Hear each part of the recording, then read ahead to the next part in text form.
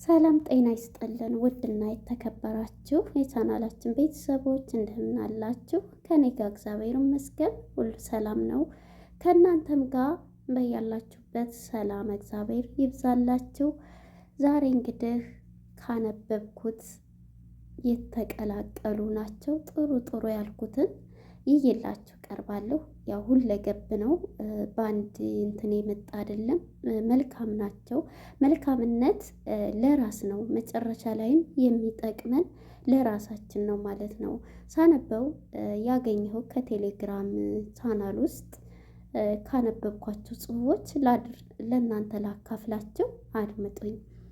ወደ ስራ ሲሄድ አንድ የስልክ እንጨት ላይ የተለጠፈ ወረቀት አየሁኝ። ጽሁፉም እንዲህ ይላል፣ እዚህ መንገድ ላይ 50 ብር ጠፍቶብኛል። ያገኘ ሰው ካለ እባካችሁን፣ አድራሻዬ በሚቀጥለው መንገድ በቀኝ በኩል ስትታጠፉ ያለው አሮጌ ቤት ነው። አይኔ እንደፈለግኩኝ አያይም፣ እድሜም ገፍቷል፣ ልጆችም የሉኝም። ይህንኑ ጽሁፍ ተከትዬ ወደ አሮጌው ቤት ሲሄድ አንዲት ሴትዮ ደጃፍ ላይ ተቀምጠዋል። የእግሬን ኮቴን ሰምተዋል። ማን ነው? ማን ልበል አሉኝ። እዚህ መንገድ ላይ 50 ብር አግኝቼ ነው እሱን ልሰጥ ነው የመጣሁት ብዬ መለስኩላቸው። አሮጊቷም እንባዋ ቀደማቸው። ልጄ፣ እስካሁን ድረስ ከ40 በላይ ሰዎች 50 ብር መንገድ ላይ ወድቆ አገኘን ብለውኝ መጥተዋል። ቀጠሉ ማማ፣ እኔ ይህንን ጽሁፍ አልጻፍኩም። ጽሁፉም ለመጻፍም ሆነ ለማንበብ አይኔ እሺ አይለኝም። 50 ብሩም በእጃቸው አስጨበጥኳቸው። ጽሁፉን ከስልክ እንጨቱ ላይም እንዲቀደው ነገሩኝም። አላደረኩትም። የመጣውንም ሰው ሁሉ ይህንኑ ነበር የሚሉት። ይህንን ጽሁፍም የጻፈው ሰው እንዴት እንዳደነኩት! እኚህን ሴትዮ ለመርዳት የሄደበት ርቀት በጣም ነው ያደነኩት። ከሴትዮዋ ቤት ስወጣ አንዲት ወጣት ልጅ አስቆመችኝ። ወንድሜ፣ እዚህ መንገድ ላይ 50 ብር አግኝቼ ነበር። የቤቱ አቅጣጫ በየት በኩል እንደሆነ ታውቀዋለህ እንዴ? በልቤ ሳቅኩኝ። ቤቱን ጠቆምኳት። መልካምነት ለራስ ነው ይላል። እንግዲህ ይህን ካነበብኩት ሳገኘው የወደድኩት ጽሁፍ ነው። እኔ ከዚህ ጽሁፍ የተረዳሁት ማለት ነው። ተመልከቱ፣ መልካምነት ለራስ ነው። እርሳቸውን ለመርዳት ያንን ጽፈው የሄደውን ሰው አድንቁት። ሁሉም እያነበበ ነገር ግን ያልጠፋብኝን ብዙ ሰዎች ከ40 በላይ ሰዎቹ መጥተው እንደዚህ አድርገዋል። ወረቀቱን ግን ቀደህ ጣልልኝ እባክህ ልጄ ባለቱ ጊዜ ምንድን ነው ያሉት? እሱ ለምን እንዲረዱ ይሄንን ያሰበውና የለጠፈው ሰው በጣም ደስ የሚል ነው። አይገርምም? መልካምነት ለራስ ነው እና በጣም ሳነበው ደስ ስላለኝ ነው ወደ እናንተ ይዤላችሁ የመጣሁት ማለት ነው። እኛስ ግን ምን አይነት መልካምነት አሁን በእኛ ውስጥ ይሄ ነገር አለ? ሳስበው በጣም እንትን ስላለኝ ነው፣ ሳነበው ደስ ስላለኝ ነው ወደዚህ ይዤ የመጣሁት ማለት ነው።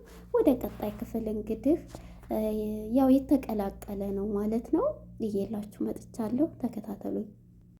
ይህ ደግሞ በትምህርት ቤት ውስጥ ነው። የትምህርት ቤት ውስጥ ላይ ያለ ነገር ነው። አብረን እናንብበው ማለት ነው። ላቅርብላችሁ።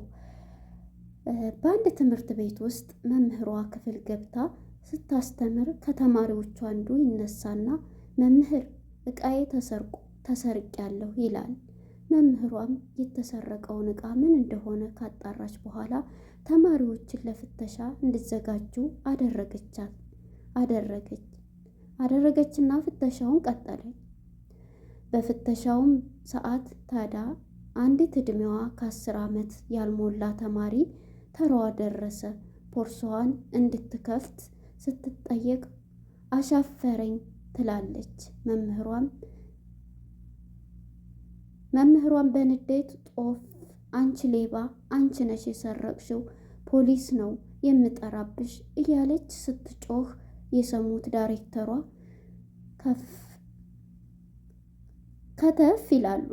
ይህንን ጊዜ ልጅቷ የባሰ ድንጋጤና ፍርሃት እያንቀጠቀጣት እባክሽ ይቅር በይኝ፣ እኔ ሌባ አይደለሁም፣ ከፈለግሽ እንኳን ፈትሽኝ፣ ግን እዚህ ተማሪዎች ፊት አይደለም እያለች መምህሯ እግር ስር ወድቃ ልመናዋን ቀጠለች። መምህሯም ግን እየደነፋች ነው። በዚህም ጊዜ በእድሜ ጠና ያሉት ሴት ዳይሬክተር ቆይ እስቲ መምህር ምን እንደተፈጠረ ንገሪኝ ብለው ዳይሬክተሯ ወደ ቢሮ ወሰዷት።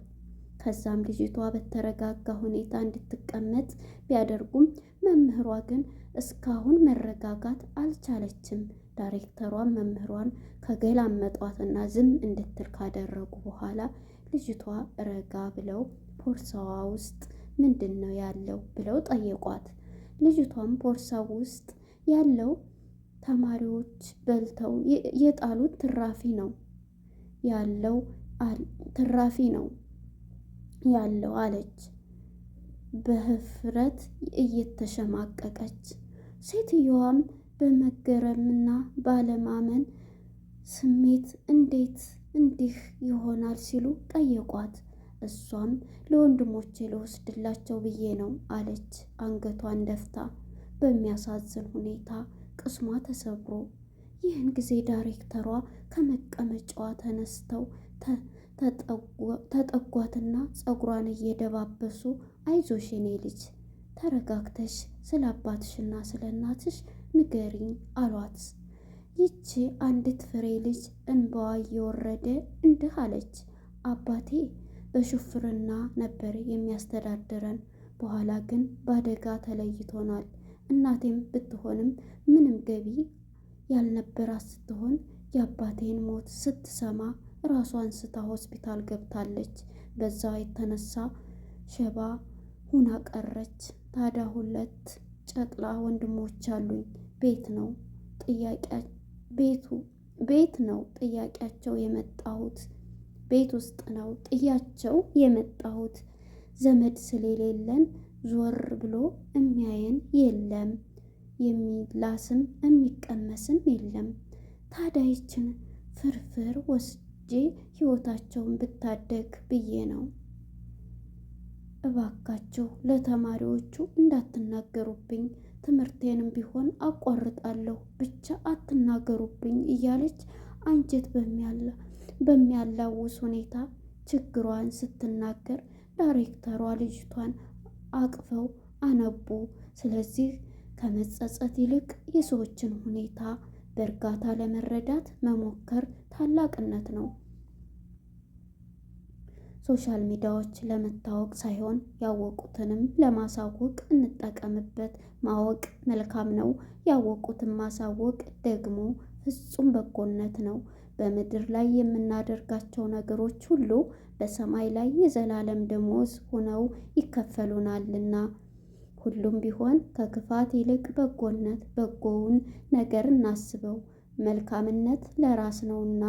ስለዚህም አንተም ይህንን አሁኑ ያስተምሮ ጽሑፍ ትሁን ሰጭ ሁኜ ካገኘሁኝ የእርስዎ ዘምታል። እንግዲህ በእውነት ለመናገር አንዳንዴ ሰዎችን እኔ ከጽሑፍ የተረዳሁት በሰዎች ላይ የሆነ ነገር ዝም ብለን በማየት ብቻ ዝም ብለን በግምት የምንሰጣቸው የምንለጥፍባቸው ነገሮች አሉ። ይሄ ደግሞ ፍጹም ስህተት ነው። እንግዲህ ልጅቷን በዚህ ቦታ የተረዳችሁት እሰቡት። እሷ በፍርሃትና በድንጋጤ አባቷ ሹፌር ነበር፣ ህይወቱ አለፈ። ሁለተኛ እናቷም በዛ ድንጋጤ ሆስፒታል እንደገባይ እሰው ሄደች። 2 ህፃናቶችን ይዛ ወንድሞቿን ከ10 ዓመት በታይ የሆነች ናት። ግን የእነሱን የልጆችን ትራፊ አንስታ ቦርሳዋ ጨምራለይ ለ2 ልጆች ልትወስድ። ነገር ግን መምህሪቱ ግን የሰጠቻት ስያሜ አንቺ ነሽ አልፈጠሽም ስትላት አንቺ ነሽ የሰረቅሽው በማለት ስትደነፋባን ነበር። ከመናገራችን በፊት በስሜታዊ ሆነን ከመናገር በፊት መጀመሪያ ሰዎችን ለመረዳት ብንሞክር በጣም ጥሩ ነው። ይሄ ደግሞ ለእኛ ጥሩ ነገር ነው። እንግዲህ ይቺ መምህር ይህን ነገር በሰማች ጊዜ ጸጸት ነው የሚሆንባት። ለምን ይሄንን አደረግኩ? ለምንስ እንደዛ አደረግኩኝ? ለምን አልጠየኳትም ብላ ትረዳት ነበረ። እና አንዳንደኛ ሰዎቹ ላይ ከመረዳት ይልቅ በቃ መናገርን ይህንትን የምንለው ነው። ይሄ ደግሞ በጣም እንትን የሚል ነው። ወደ ሁለተኛው ደግሞ ጽሁፍ ልግላችሁ ማለት ነው። በጣም ከጠቀማችሁ በወጣትነት ሁሉም ነገር ትክክል ነው ከሚል መመሪያ ውጣ። ሁሉንም ካላየሁት አላምንም አትበል። ሰምቶ ማመን ከተጎዱት መማር አስተዋይነት መሆኑን አትርሳ። የ80 ዓመት እውቀትን ለመገብየት ግድ 80 ዓመት መኖር የለብህም። 80 ዓመት ከኖርክበት በትህትና መጠየቅ ይገባሃል። ምክር ብትሰጥም በነፃነት ትማራለህ። ምክርህን አልሰማም ብትልም ግን በዋጋ እንደምትማር እወቀው። በዋጋ መማር ግን አድካሚ ደግሞም ምን የሚያስመርር ነው። ብልህ ከሆንክ በሰው ከደረሰው ትማራለህ። ሞኝ ከሆንክ ግን በራስህ ሲደርስ ትማራለህ። የታየህን አሳየኝ፣ ያልታየህን አጥራው። በደንብ ያልተረዳኸውንም አታስተምረው። ያልቀመስከውንም ለሰው አትጋብዝ። የሰማኸውን ሁሉ አትመን። ያየኸውን ሁሉ ስጡኝ፣ የተናገርከውን ሁሉ ፈጽሙ አትበል። የሰጠኸውን እርሳ እንጂ አታውራ። ፍጻሜውን ሳታይ ምስጋና አታብዛ። ቀኑን ሳይመሽ ቀኑ ጥሩ ነው አትበል። ዓይንህን የፊቱንም ቢያይ ልብህ የኋላውንም ያስብ። ነገ ላይ እንድትደርስ የትናንትን አትርሳ። የምትሄድበት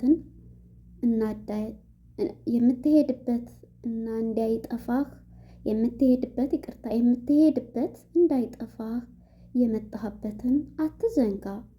የአባቶችህን መልካም ሥራ አብነት አድርግ። ካሳለፉት ሕይወት ተማር እንጂ አወዳሽና ወቃሽ አትሆን። ሌሎቹን መሆን ያለባቸውን ስታቅ አንተም መሆን ያለብህን እንዳይጠፋህ ተጠንቀቅ። ደግሞም አንተም በታሪክ ፊት መሆንህን እወቀው። ክፋት አይሙቅህ፣ መልካም ነገርም ብርድ አይበልህ። ለክፋት አቅም ካለህ ለበጎ ነገርም አቅም አለህና። ተግባርህ የምርጫ ውጤት ነውና አስብበት። ገንዘብ የሚመልሰው የገንዘብን ጥያቄ ብቻ ነውና ሁሉንም ነገር ገንዘብ ያስገኘኛል ብለህ አታስብ። ላለውም አትሩጥ። መጽዋዕትነትህን በተግባርህ በአቅምህም መጠን ይሁን እንጂ ከአቅምህ አትነሳ። ደሃም ሆነህ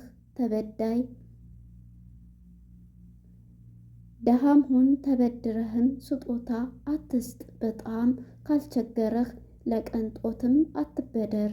ያንተን ድርሻ ከጨረስክ ያልጨረሰ የሌሎችን ድርሻ ፈጽምላቸው። ለሀብታም አትሳቅ፣ የድሃ ጉልበት አይለፍብህ ያለው ሰው አልሆንክምና። ሰው አትጥላ፣ የወጣህበትንም መሰላል አትገፍትር። ለመውረድም ያስፈልግሃልና። ያየኸውንም ሴት ሁሉ የመውደድህም ጠባይ ካለቀቀህ ትዳር አትያዝ። ካልጋበዙህም በቀር አማካሪ አትሁን። ባልጠሩህም ስፍራ አቤት አትበል። ካልሾሙህም መሪ አትሁን። ጉድለት በሌለበት ቦታ ጊዜህን አታባክን። የሰው ፊት ጥገኛ ሆነህ ሲስቁልህ የምትስቅ ሲቆጡህ የምታለቅስ አትሁን። ነገርህን በልክ ቃልህን በጣዕም ድምፅህን በዝግታ ፈጽመው።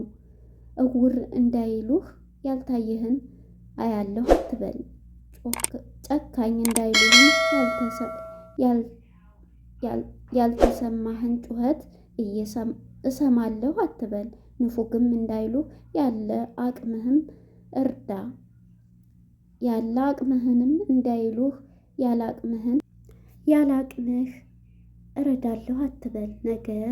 ነገር አይገባውም እንዳይሉህም ያልገባህን እንደገባህ አድርገህ አትለፍ። አንድ በጎ እውቀት ሳትጨብጥ የዋልክበትን ቀን እንደኖርክበት አትቁጠረው። ስለዚህ መጽሐፍትን አንብብ፣ አዋቂዎችንም ጠይቅ፣ ሁሉንም ሳትንቅ ስማ። ስልጣን ሲሰጥህ መሪ እንጂ አለቃ አትሁን። ከፊት እየቀደምክ አስከትል እንጂ ከኋላ ሆነህ አትቅደም። በዓላማ ኑር። እንቅፋቶችን የሚያጸኑትን እንጂ ተግባርህን የሚያስተውሉህን አይሁን። ሕይወት ትምህርት ቤት መሆኑንና ባለ እውቀት ብዙ ትምህርት ቤቶች እንዳያመልጡህ ተጠንቀቅ። የመከራ ቀን ወዳጆችህን አትርሳ። የዛሬ ሰው ብቻ አትሁን፣ የትናንትኖችንም አስብ። አንገትህ የተፈጠረው ዞር ለማለት ነውና። ዓለም ዋዣቂ ናት። ከፍና ዝቅ ስትል አትደናገጥ። ፀሐይ ዝናብን ተከትላ ትፈነጥቃለች። ከመከፋት በኋላ ትልቅ መጽናናት ይሆናል። ከሌሊትም በኋላ ሌሊት አይመጣም። ከሐዘንም በኋላ ደስታ ይሆናልና በርታ። መናፈቅን አትፍራ። መነፈቅን አትፍራ። ነፍቅህን ግን አጥፋው። ስለ ሐሰት ሳይሆን ስለ እውነት ተገፋ። ሌሎችን ውደድ፣ ፍቅር ስጦታ እንጂ ብድር አይደለምና። አልወደዱኝም ብለህ በአደባባዮቹ አንቀጽ አትካሰስ። የገባህን አድርግ። የዚህ ዓለም ሰው ሲወድህም ሲጠላህም ባለማወቅ ነው። ብዙዎቹ ስለወደዱህ ይወዱሃል፣ ብዙዎቹ ስለጠሉህ ይጠሉሃል። ሁልጊዜ የበላዮችን አትመልከት፣ የበታቾችንህም ተመልከት። ለድምፅ አልባዎች ጩኸታቸው፣ ለተጠቁትም ተሟገትላቸው። እውነት እውነት በማለትህ የምታጣው ሐሰተኛ ወዳጅህን ብቻ ነው። እውነት እውነት በማለት የምታተርፈውም ግን እውነተኛ ወዳጅ ነው። ደጋፊዎች ተከታዮቿ አይደሉም። ሰዎች ስለተደገፉህም የያዝኩትን እውነት ነው ብለህ መንቻካ አትሁን። ምናልባት ዛሬ የሚጮሁልህ ዛሬን ሊረሱብህ ሊሆን ይችላልና፣ ሲያለቅሱልህም ቃልህን ማርኳቸው ሳይሆን የሞተ ዘመዳቸው ትዝ ብሏቸው ሊሆንም ይችላልና አለቀሱ ብለህ ንግግርህን ድንበር አታሳጣው። እውነትም በደጋፊ ብዙ እንዳትመዝናት ተጠንቀቅ። ለእውነታ እንጂ ለይሉንታ አትኑር። ያን ስልህ የምትኖርበት ሕዝብና ባህል ከእውነት ጋር እስካልተጋጨ መጋፋት የሌለብህ ሰዎችን የሚቀበሉህን ባህላቸውን ስታውቅና ስታከብርላቸው ነው። ልጅነት የለሰለሰ መሬት፣ ወጣትነት የአዝመራ ዘመን፣ ሽምግልና ደግሞ የአጨዳ ዘመን መሆኑንም አስተውል። በሽምግልና የምታጭደው የወጣትነትህን አዝመራ ነውና ዛሬ ለምትዘራው ተጠንቀቅ። የሰዎችን ያለ እውቀት አግዛ። እውቀትህን ባለ እውቀት ላይ እንድትኮራና እንድትፈርድ አያደርግህም። የአዋቂ ኩሩ ቁጥር ካላዋቂዎቹ ነውና ማወቅ ባለ ዕዳነት እንዳይሆን አላዋቂዎችም እርዳቸው። ሁሉን ወሬ ላውራ አትበል። የደበቁህን ሚስጥር አታውጣ። የሰማኸውንም ወሬ እና የተገለጠልህን ሚስጥር ምን መፍትሄ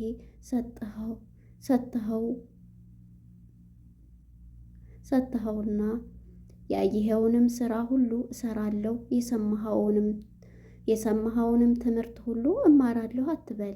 ይህ የተሰወረው የቅንዓት ጠባይ ነውና ሁሉንም ሊያዝ ማለትም ዝንጉል አድርጎ እንዳያስቀርህ ሁሉንም ውስጥ ልኑር አትበል። ቆንጆቹ ቆንጅናችሁን ሁሉን የሚተካ የመሰላቸው ከእውቀትና ከትህትና ይርቃሉ። ሁሉም ሰው በመልካቸው የሚማረኩት ስለሚመስላቸው ኩሩና ተንኮለኞች ይሆናሉ። አንተ ግን ቆንጆ ወዳጆች እንጂ ቆንጆ ቁመናን አትሻ። ቆንጆ ትዳርን እንጂ ቆንጆ ሴትን አትመኝ። የላይ ነገር ከንቱ ነውና ኋላ ነውና የሚፈርስ አካል ኑሮ በሚለውጠው መልክህ አትደለል። እወድሃለሁ ብለህ የምትናገረው ቃል ውለታ አታድርገው። መውደድህን የምትናገረው እወድሃለሁ እንድሉህ አይሁን። ሰላም ያለው አፍቃሪ የራሱ ፍቅር ያለ ምክንያት መፈጸም የሚችል ብቻ እንደሆነ እወቅ። መወደድህን ለመስማት አትጠብቅ። የሰዎቹን ያለ እውቀት አገዛ እውቀትህን ባላወቁት ላይ እንድትኮራና እንድትፈርድ አያድርግህ። የአዋቂ ኩሩ ቁጥሩ ካላዋቂዎቹ ነውና ማወቅ ባለ ዕዳነት እንዳይሆን አላዋቂዎችን እርዳቸው። ዛሬ የመዝራት ዘመንህ ነገ መከርህን ነውና በእምነት እውነት ዝራ። በምታውቀውም ቦታ ላይ አገልጋይ፣ በማታውቀው መልካም ተግባር ላይ ደጀን ሁን። በቦታህም መምህር ያለ ቦታው ተማሪ ሁን። ክብር እንዳይቀንሱብህ ከዕቃ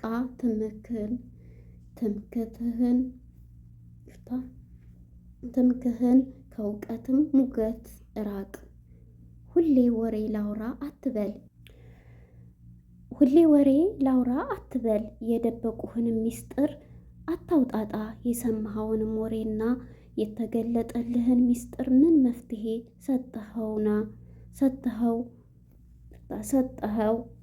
ያየኸውንም ስራ ሁሉ እሰራለሁ፣ የሰማሁትንም ትምህርት ሁሉ እማራለሁ አትበል። ይህ የተሰወረውን የቅንዓት ጠባይ ነውና ሁሉን ሊያዝ ማለት ዝንጉ አድርጎ እንዳያስቀርህ ሁሉም ውስጥ ልኑር አትበል። ቂም አፎን የሚያምር ልብን የሚያነቅዝ ተግባርን የሚያልፈሰፍስ ነውና ለበደለህ ሰውም ቅያሜህን ግለጥለት። ቂመኝነት በክፉ መሸነፍ እንጂ ጀግንነት አይምሰልህ። ከህሌናህና ከመንፈሳዊ አማካሪህ ሳትመክር ምንም ነገር አትወስን። አጥርተህ ሳትሰማ ቃል አትግባ። መከራ ካልደረሰበት በቀር በሌለበት ቤት ውስጥ ከሚስቱ ጋራ ብቻህን አትቀመጥ። የሚበልጥህን ልኩራብህ እንዳይልህ ያነሳህ ልድረስብህ ብሎ እንዳያጠፋህ። የሀብትህን ልክ እንዳታወራ። በገዛ አፍህ በአንዱ ትከብራለህ በአንዱ ትቀላለህና። በጣም በማክበርህ እንዳታመልከው በጣምም በመናቅህ እንዳታዋርደው። ሰው እንዳንተ መሆኑን እወቀው። የኔ መናገር ምን ይለውጣል ብለህ ስህተትህን አትለፍ። የኔን አስተዋጽኦ ምን ይጠቅማል ብለህም ስጦታህን አትጠፋ። መልካም ቃል ከስጦታ ይበልጣልና መልካም ቃል ተናገር። ማንኛውም ስጦታ ከልመና ወንበር አያስነሳም።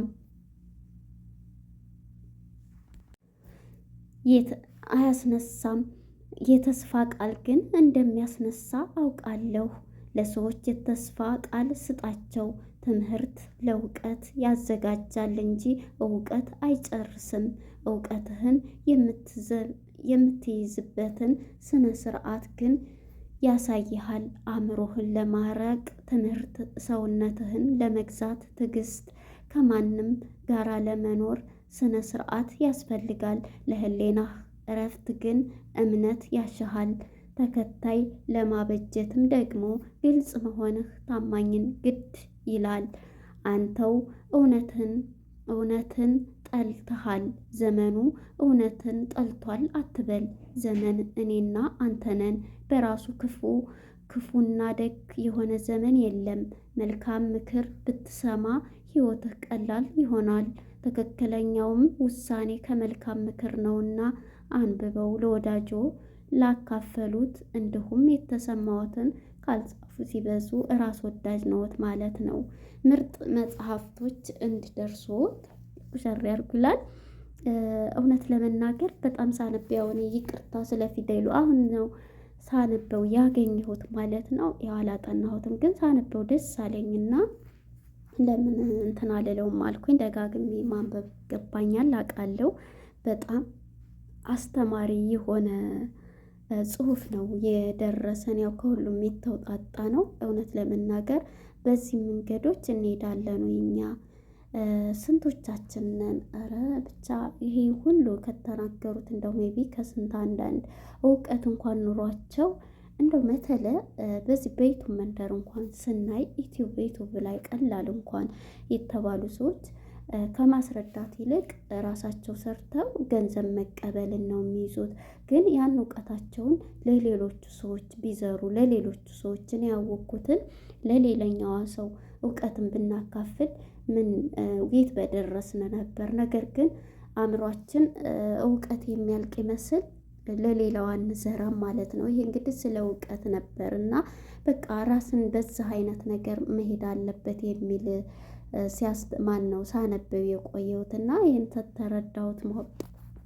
መሀል ላይ የተረዳሁት በዩቲዩብ እንኳን ስንቶችን ነው እንደ ዩቲዩባችን ከተበላሸ ወይም እንደዚህ ከሆነ ስንጠይቃቸው አስረዱን እንኳን እስኪ ይሄንን ስንላቸው ከስንት አንዳንድ ነው የሚያስረዱ። ከስንት እንደው እነሱም እንትን ካሉ ለምንድን ነው ግን እውቀት ያላቸው ሰዎች እውቀታቸውን ለገንዘብ እንጂ ለሰዎቹ የማይሸጡ ለሰዎቹ የማይዘሩት? እዚህ ላይ እንግዲህ እውቀትህን የምታውቀውን ዝራበት እውቀት አያልቅምና የሚል ብዙ ጽሁፎችን ብዙ መልካም ምክሮችን ሰምተናል ማለት ነው። እውነት ለመናገር እኔ በጣም እየወደድኩትና ያስደሰተኝ ጽሁፍ ቢገኝ ይሄ ጽሁፍ ደጋግሜ ባነበው አይሰለቸኝም። ያው ግን ስለ ጽሁፉ ይቅማን ነው ሳነብ በመሀል እያቋረጥኩኝ ነው ፊደሉን።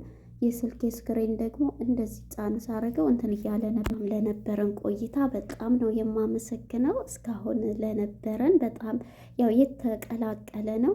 ስለነበረን ቆይታ በቀጣይ ፕሮግራም እስከምንገናኝ መልካም ጊዜ። ባይ ባይ። እወዳቸዋለሁ። ሰላም ለሀገራችን፣ ሰላም ለሕዝባችን፣ ሰላም ለሁሉ ዓለም ይሁን። መልካም ጊዜ። መልካም